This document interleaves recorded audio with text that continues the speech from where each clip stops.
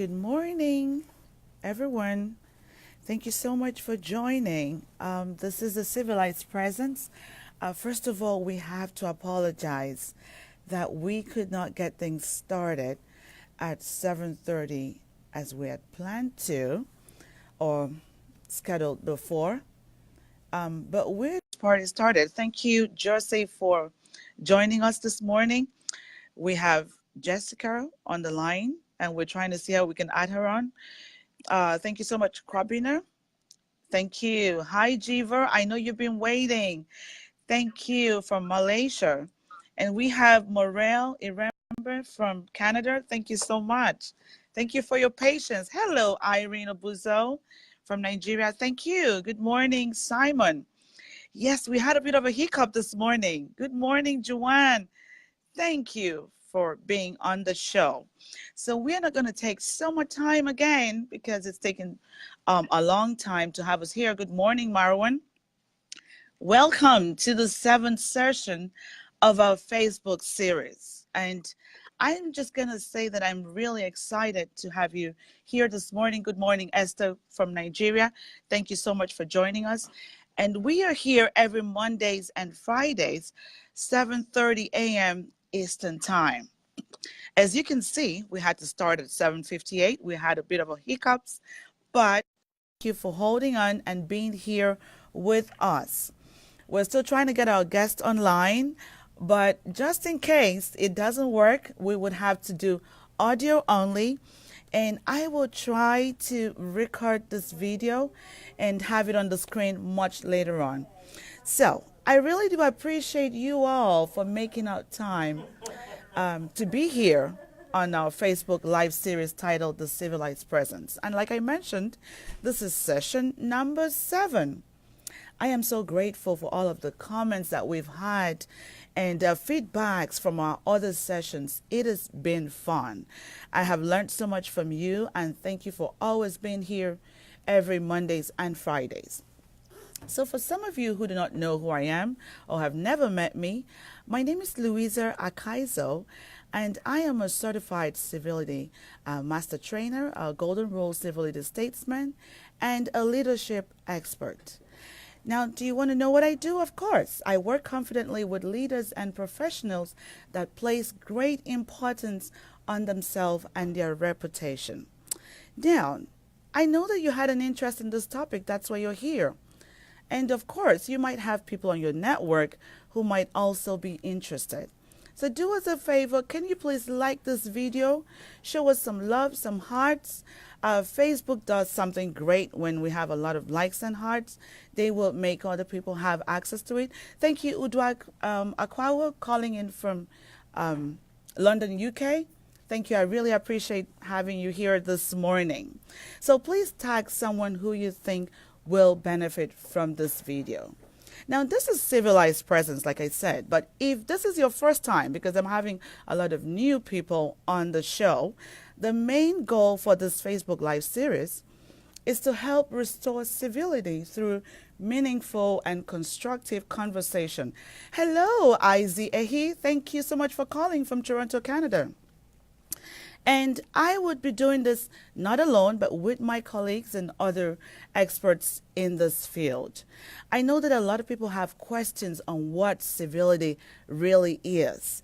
And so this is why we had to start up this session to break it down into tiny little bits that you can understand and just see that it is very simple for you to be civil.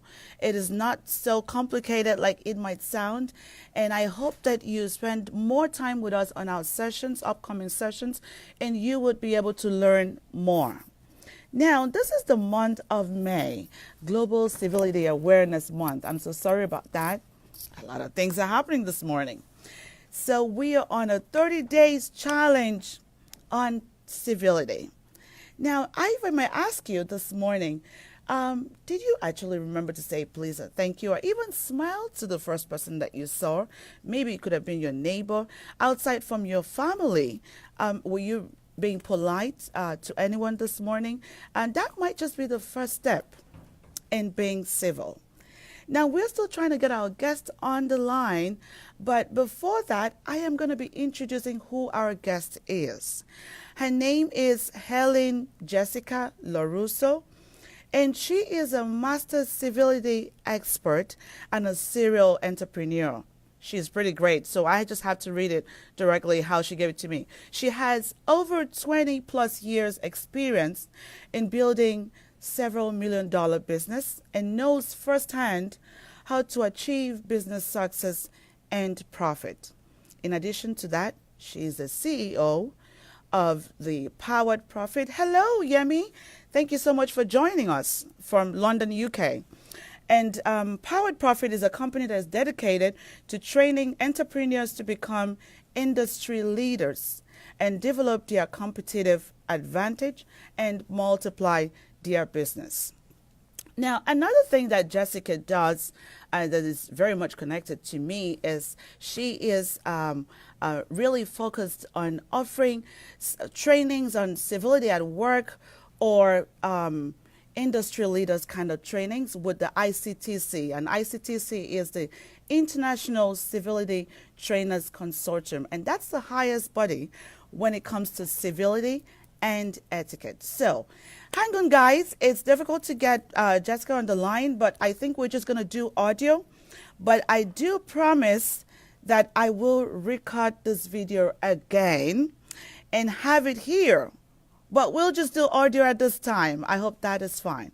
So first of all, I am going to introduce the topic of the day. Like you have seen on the flyer, it's believability and civility. So at this point, I'm just going to share with you what civility is for the purpose of those who are joining us for the very first time. So civility, it's really focused on people's treatment. It's being consciously aware and continuously easing the experience of other people, taking responsibility of your actions. Pay attention to the person next to you. Apologize earnestly and try to refrain from having complaints and you know, if you have to accept criticism, do that with grace. So last week we had Dr. Renee Baker that spoke with us about how civility can be applied as a new leadership style. And that was really great. Thank you so much, Dr. Renee. But for today, we will be talking about how civility can be a determinant of believability. How being civil can increase your believability rate. So Jessica has got a vast experience with working with entrepreneurs to become industry leaders. Welcome, Tony Branch. Thank you so much for joining us. And she understands what is needed to gain the trust of your clients or people around you. So I'm just going to hand over to Jessica, but let me brag about Jessica a bit. Jessica introduced me to her book during the World Civility Day in Gary, Indiana. That was last year. Trust me, I haven't been able to drop this book down. It has been so bad that I try to read just a chapter a day. You find really valuable contents. So first off, when I picked up this book, I thought she was trying to talk about first impression, which of course many of you know that it takes less than 7 seconds to make a first impression. So you better make sure that the impression is positive and you're not going to regret it. But believability takes us beyond that. Believability is a whole mind and body concept. When I think about believability, I think about credibility. And you know, credibility is a very loaded word. Now, don't sit back and say, well, credibility has got to do with a company. The hard truth is, it is linked with the success of your business, career, and life. So, Jessica, I am just going to get you to say hello to the audience. Can you say hello? Yes, I can. Can you hear me okay? Just give me a wave. If you can hear Jessica, just type in yes in the comment section. Yes, yes, yes. Can we see the yes and we can continue? If you can hear perfect. Jessica.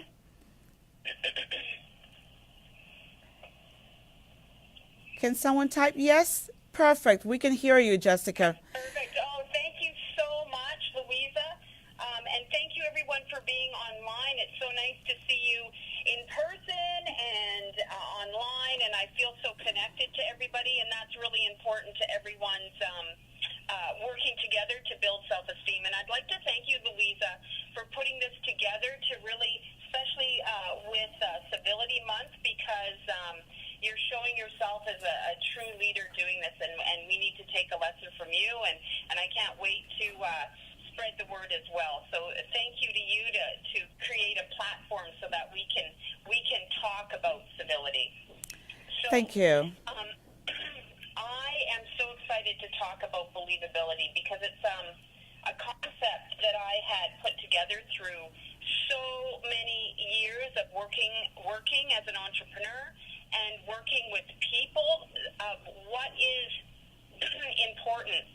Now, we know this stat of through Harvard University that 85% of our success is due to our people skills, and only 15% is due to your technical skills.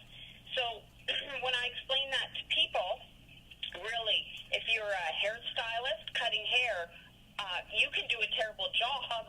You can't, but you can fudge through it. You can be mediocre, but it's your people skills that really, really make that connection with people. That's and correct. It's important to understand that having a positive relationship and fostering positive relationships with people is what is most important to your personal and professional life. So that's one of the bases for the book. And when we talk about believability, we are really talking about reputation, which is one of the most important competitive advantages that you could possibly have. We're talking about credibility, and we're talking about confidence. And when you had said it is truly a whole mind and body concept, I mean that. And as you're reading the book, and we've been talking back and forth, you're seeing that in the concept of first impressions, but also the science behind believability and establishing yourself as the source to be. Because as we know, people want to deal or work with experts, and this shows you how to be an expert from inside your heart, your spirit, your soul, to showing yourself as an individual, and then showing yourself as a business, and then creating a whole concept. So when we talk about believability and we talk about your reputation, it's that first contact when person's looking up your business on the internet or seeing a video just like this, Louisa, they're making a decision whether you're worth it or not to deal with, and then they're making a decision as they work with you after saying, shall I work with this person again? Perfect. So I know I can go on, but I want you to ask me some questions about what you want to learn about civility, and we need to talk about believability, and we need to talk about what civility has to do with believability. Perfect. Thank you so much, Jessica. And I'm just going to say, Izay, thank you for calling in from Canada. I can see you. Dr. Branch, thank you. So a major aspect of believability is treating people with kindness and goodwill. And of course, this increases your bottom line and sets you apart from the competition. Most of the time, a business or an organization has no idea that its clients and customers are unsatisfied with their service. And as a result of that, they simply stop patronizing that business and go somewhere else, leaving you with little or no opportunity to repair this. Now, Jessica, through the book, you've articulated the factors that affect one's believability as trust, transparency, confidence, competency, civility, social intelligence, presence, to mention but a few. Can you explain to the audience the role of civility in believability? Okay, so I think what I should do first is just explain briefly what believability is. down to its basic bones. And what I can say is people think believability is something that's in the ether, such as it's similar to being, it just happens where you're likable or you're friendly. But it's more than that. Believability, for something to be believable, it has to, a person has to accept the conclusions of a person, place, or thing that makes intuitive sense, which means that it just has to feel right. So it doesn't matter if those things are based in any reality or not. The secret to believability is those perceptions of that reality. So for you to be believable, it is really up to the perception of the other individual. So when we go to talking about all those 9 concepts of believability and how to measure them, and that's really how we define or use believability. When we use civility as a trait in believability, it's really about how you act, how you are going to communicate, and how you are going to treat that other person so that you are, of course, more believable. And the thing with the whole believability concept is that everything works together. So we know the definition of believability being, and I'm going to say 3 words, and this, of course, is from Lou Bear from Civility Expert. And this is a definition that I like to use because it encompasses everything. When we talk about awareness, when we talk about acknowledgement, and then we talk about consistent effort, and that is exactly what we need to do. And civility is a choice. You can choose or not to choose. And our clients can choose with their wallets, or they can choose to put their wallets away. But when we talk about civility, we talk about the connection with other people and developing those positive relationships, behaving in a certain way. And when you bring up the concept peaceful treatment, that's exactly what we want to do. And we want to treat people with respect. We may have, from time to time, I'm not perfect. We're not. I haven't met anybody who is. Make mistakes, and sometimes I do things that may be construed as rude or just unthoughtful or something. It happens from time to time. But the issue is to have the repair, to have kind of money in your emotional bank account. And I believe Stephen Covey came up with that concept of treating people with respect, so that when you do, if I can say, make a mess of things, you can always repair and always grow those positive relationships. So when we talk about how is civility connected to believability, it helps to increase your opportunities to build those relationships, whether those relationships are personal or whether those relationships are for business.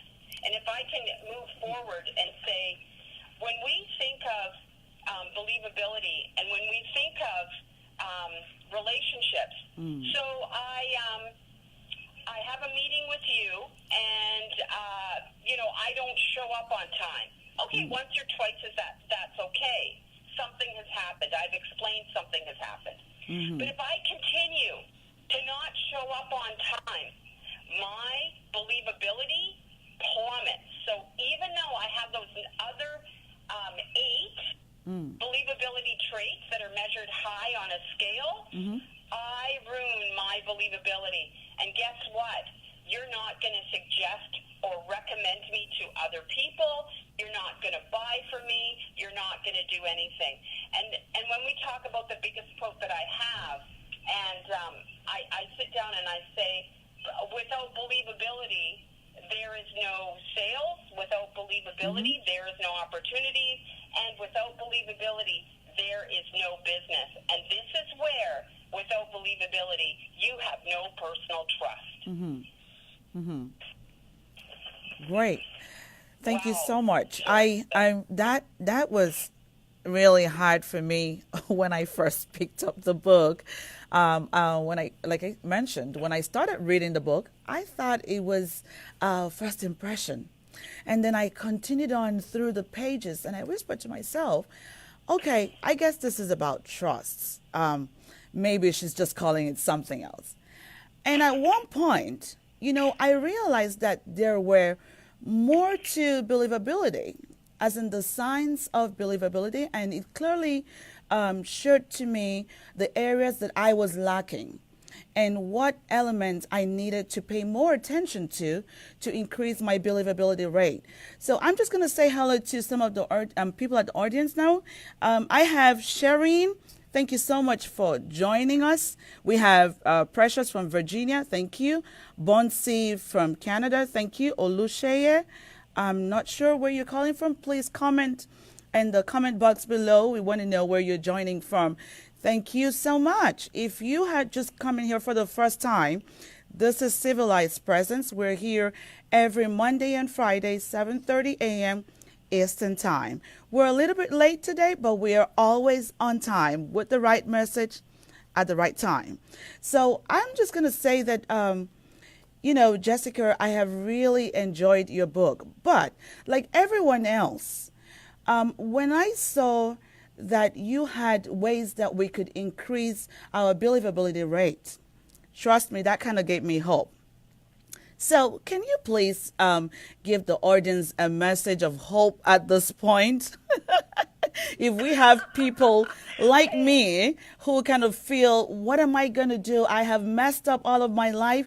Can I fix it? So this is like having a Jesus moment right now, Jessica. So the question for you would be, what are the codes of conduct that you can develop? 16 of them. Yes. And we could go through them, but I think that would bore everybody. But what I can talk about when we talk about the code of conduct, and the values that are included in the code of conduct.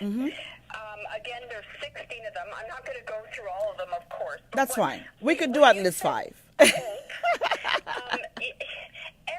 just want to remind everybody that everybody here and sleeping in their beds and who are out working and who's cleaning the street because it's dirty and dusty. We just finally got rain here. Or the doctors who are working in surgery saving someone's life. Everybody has a gift or more gifts or something. And we need to remind ourselves that we have beautiful gifts and we are wonderful, fabulous people, and we need to communicate those gifts. And this is what the book helps to do. It helps you communicate your book, or your gifts, I should say, through a method or system of doing that so that you can communicate your best self. So I just want to remind everybody that you're beautiful, you're wonderful, and you've got stuff to share the world that will make it a better place. So I just want to remind you of that. So there's your hope. Now, when we talk about a code of conduct, we are talking about some values, way of behavior that you can follow so that when we make mistakes and when we do things, we can fall back on a method of behavior. So a couple of months ago, I keep repeating myself on this. Sometimes I get calls from people, or I sit down with clients who are frustrated, angry at themselves, or put in positions that are not quite nice. So, for example, maybe a client harassing them, or someone who's trying to renege on a deal, or somebody who's trying to throw them under the bus, if I can say that. And what I always tell them is, you must find your code of conduct, your value system, your professionalism, and you need to go back to that, and you need to say, I'm going to stand behind my code of conduct so that nobody can, if I can be so colloquial, can punt me off my podium where I am professional. I'm standing tall. My reputation and credibility is amazing. And I am believable, and I can look towards the sun and say, I'm doing the utmost best for everybody, including myself. And no one can throw stuff at me. So really, the code of conduct is similar to how, but guess what? When that mud flies in your direction, it slides right off. Wow, that's great. Guys, I'm just going to recap this. This is the Civilized Presence. If you're just joining us at this time, please leave your city where you're joining from in the comment box below. And we are taking questions. The expert is here in the house. What is a better time than now to type in your questions? Believability and civility. So you have nowhere to run to. We have to be civil. And we're not going to do it alone. We can work together. It's the month of May. It's the right time to begin to learn how to be civil and put it to practice. Okay? So I'm just going to continue on. So, Jessica, I saw a term in your book called believability sabotage. And that this allows us permission to make excuses for our standards and our actions. And I thought, wow, this is so true. Because sometimes we are just stuck and comfortable in our comfort zone. And we come up with the best excuses that there is. I have done everything. I think I'm good enough. Our ego gets in the place, lack of confidence in ourselves, failure to listen to other people and be corrected. And sometimes we say we've done everything. But the truth is, we have done everything except what is required to achieve success in whatever we're pursuing. So, and really, this is more like being an enemy to yourself. Because if you're not open to changes, if you're not ready to adjust the way you've been doing things and go the right way, then really you're stumping your growth. And this kind of would reduce your believability rate. And that's not going to be good. Jessica has told us that no believability, no sales. So if you're an entrepreneur like me, you know that there's no gray areas. There's no place to hide. You just have to do it. Now, Jessica, why would you say that it is important to be our best friend? I noticed that in the book, of course, to be on the other side and try to gain some kind of success. Can you explain that to the audience? Absolutely. This might be a different turn or a different mindset. You have to be your best friend first.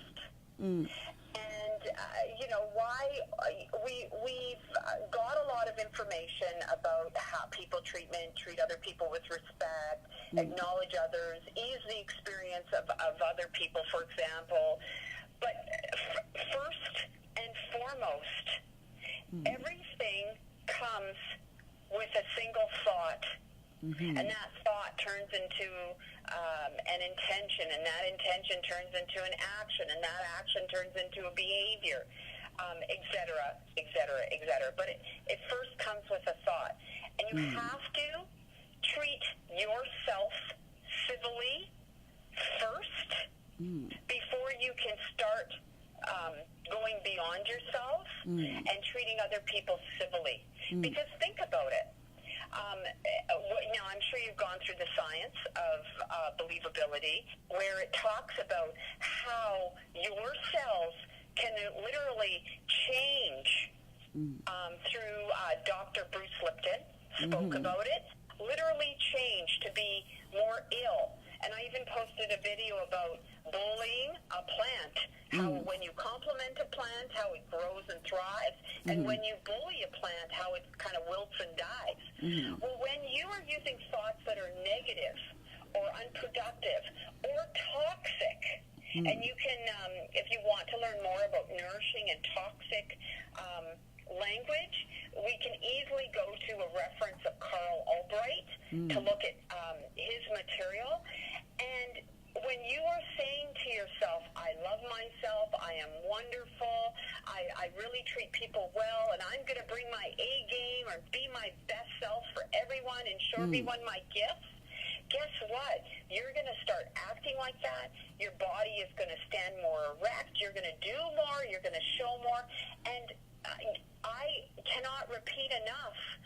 Everything that you think, unless you've studied method acting, which is a method actor is very scary when they're in their role, but that's a different conversation.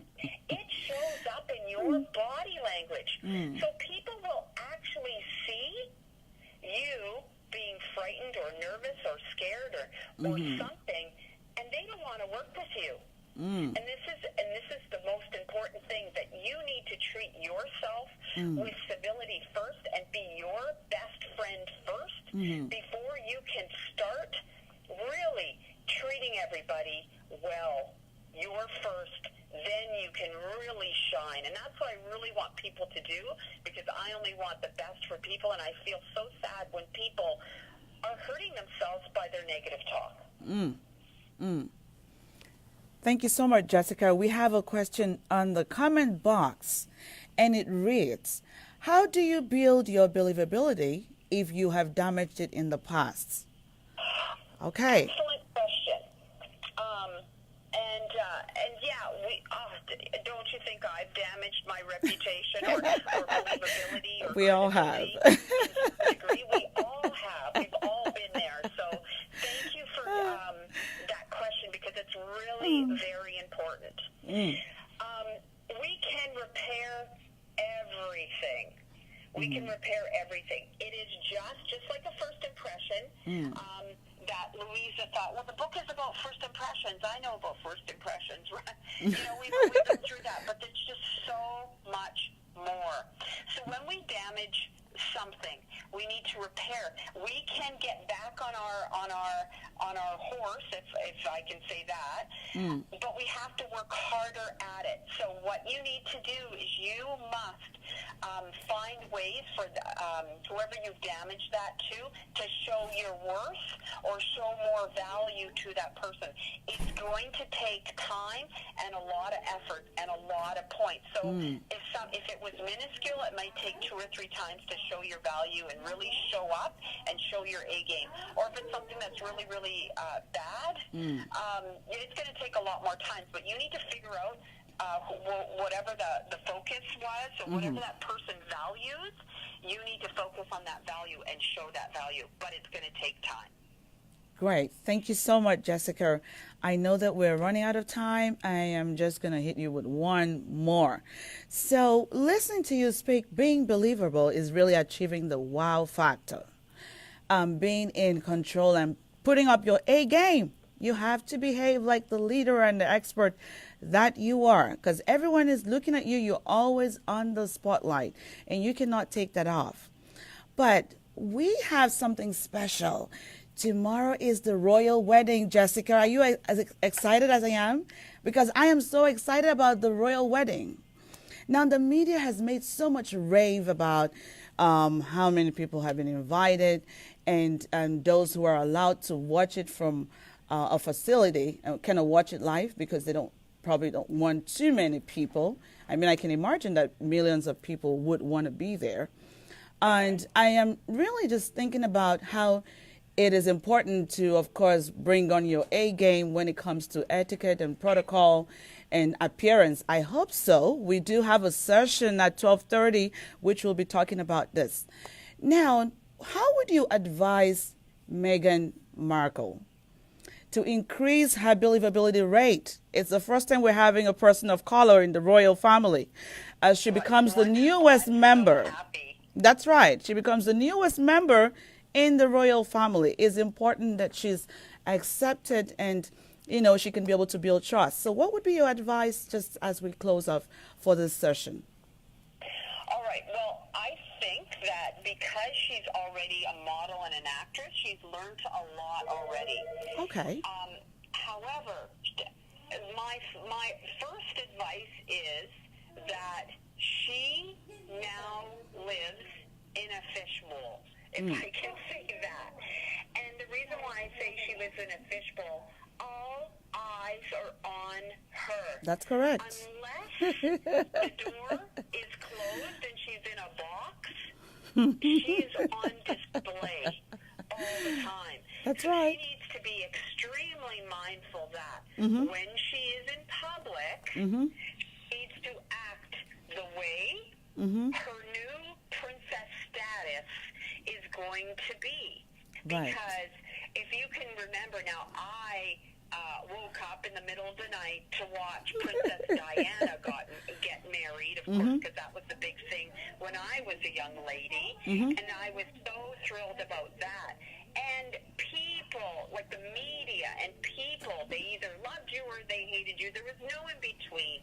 And even for Fergie, the Duchess of York, they named her the Duchess of Pork because of her weight. So you really have to make sure that and I explain this to all industry leaders, all entrepreneurs, everyone, especially all my business people, that when you are in public, people are always judging you, even though in civility we're trained not to be judgmental, but people are expecting you to be the example of a princess, and you need to act that way. So my first thing that I want to tell this lovely lady is you are no longer private, you're a public figure, and unless you are in a closet, please behave as such. Now, the great thing is that she's got so many resources helping her. I am sure that when they got engaged, they brought a protocol expert to I hope her so. to sit down and tell her and show her and teach her and do role playing on how to sit properly, move properly, speak properly. There were so many lessons that she probably had to go through that she has an amazing training that I think I'd be jealous of. Thank you so much, Jessica. I wish that I was Megan at this point, or maybe just her cousin. That would be good enough. Right. Now, we have learned a lot this morning, and thank you for being there and just hanging on tight, even when the gadgets were not working. So, viewers. You've got to make it work, and that's part of entrepreneurship. Exactly. There's an old saying about entrepreneurs. You jump off a cliff and build it on the way down, and that's exactly what we did today. We've established change readiness where we were flexible, adaptable, we got a problem, found a solution, and that's amazing. Exactly. So I'm just going to go back on the queue. We have Toyin Abiola. Thank you so much for joining us. Now, at this point, guys, we have to go. We will be back here again on Monday. Like I said, 7:30 a.m. Eastern Time. If you did grab something from this session, you should remember the 3 words that Jessica shared for us: awareness, acknowledgement, and consistent effort. Make sure that every single day you're working towards increasing your believability rate. You might not be perfect today, but don't give up. So thank you, Jessica, for being on this show. We will have to record the show later on again and have it on the page. But thank you for having patience. And thank you, my viewers. Thank you for the questions. Thank you for the likes, the hearts. You are amazing. And we will see you at 12:30 p.m. today, talking about the royal wedding. Tell people where they can buy the book on Amazon. Absolutely. Jessica, can you just give them your website? I'm going to leave it below, but if you can say it for us, your website, where they can buy it. I know that we can get it on Amazon. Yep. Is there somewhere else? It's Amazon.com if you want a Kindle or a print version of it. Okay. There's lots of work to do. It is a workbook as well, so get your pencils out. Also, you can go to my website at www.poweredprofit.com. Perfect. Perfect, you, guys. Louisa. I'm going to leave it in the comment box. And she is also on Facebook as Helen Jessica LoRusso. She's going to say a hello in the comment box so that you can add her on Facebook. And if you have questions, I have a picture of the book on my page as well so that you're not buying a different book. Guys, you need to be reading this book, and we will bring back Jessica in the future to talk more about this book. I love this book. I cannot stop reading it. Thank you so much, Jessica. Guys, we have to go now. Thank you. Bye for now, and see you at 12:30 p.m. Eastern Time.